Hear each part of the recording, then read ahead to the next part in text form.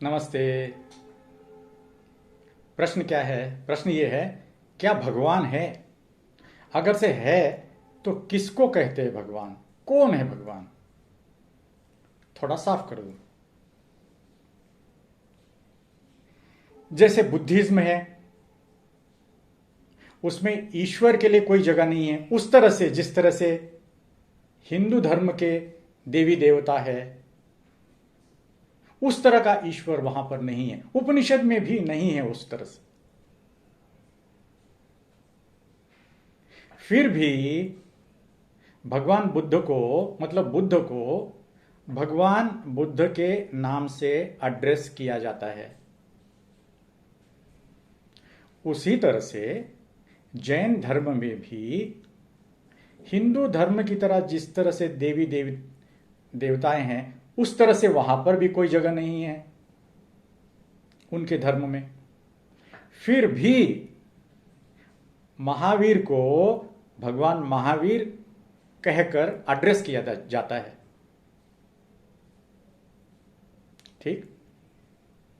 तो वो दो रिलीजन्स हुए जहां पर गॉड के लिए कोई जगह नहीं है। बुद्धिज्म में गॉड के लिए कोई जगह नहीं है। जिस तरह से गॉड की हमारी मतलब एक जो हमारा मानना है गॉड के प्रति, उस तरह का कोई गॉड उन रिलीजन्स में नहीं है।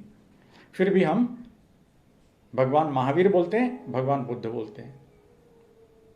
अभी रिसेंटली ओशो ने भी उनकी जो पूरी फिलॉसफी है, उनका जो पूरा दृष्टांत है, दर्शन है, उसमें भी इस तरह का जो हिंदू धर्म में गॉड की जो एक व्याख्या है, उस तरह का गॉड उनको भी थोड़ी देर के लिए रिलीजन मान लेते हैं। उसमें भी इस तरह के गॉड के लिए कोई जगह नहीं है।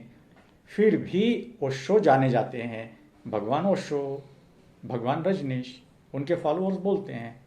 उन्होंने एक्सप्लेन भी किया। भगवान राम को भी हम भगवान राम बोलते हैं। तो भगवान का यहां पर अर्थ है ब्लेस्ड वन। भाई ब्लेस्ड वन क्यों? ब्लेस्ड वन इसलिए कि वो ऐश्वर्य प्राप्त हुआ, ब्लिसफुलनेस मिला, पीस मिला, ब्लिसफुलनेस मिला, वो ऐश्वर्य मिला। ये किससे मिलता है? वो केवल वो चौथे तत्व से ही मिलता है। वो विकर्म में होता है।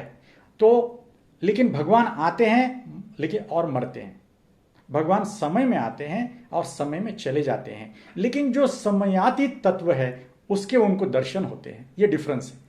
समझ में आया? ईश्वर और भगवान का डिफरेंस समझ में आ गया? भगवान तो ब्लेस्ड वन जो है उसे कहते हैं,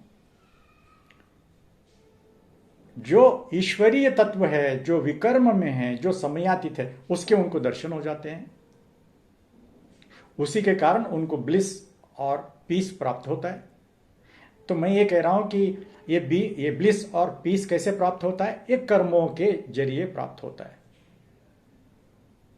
कर्म और अकर्म से हमको गुजरना पड़ता है और उसकी प्राप्ति विकर्म से मिलती है, विकर्म के तत्व से मिलती है। लेकिन भगवान आएंगे और जाएंगे, वो जन्म लेंगे और वो मरेंगे। वो मम्मी पापा के, मतलब मम्मी के कोख से आएंगे, वो विदा होंगे इस धरती से। लेकिन ब्लेस्ड वन कहलाएंगे, भगवान कहलाएंगे, लेकिन ईश्वर नहीं कहलाएंगे। समझ में आ रहा है डिफरेंस?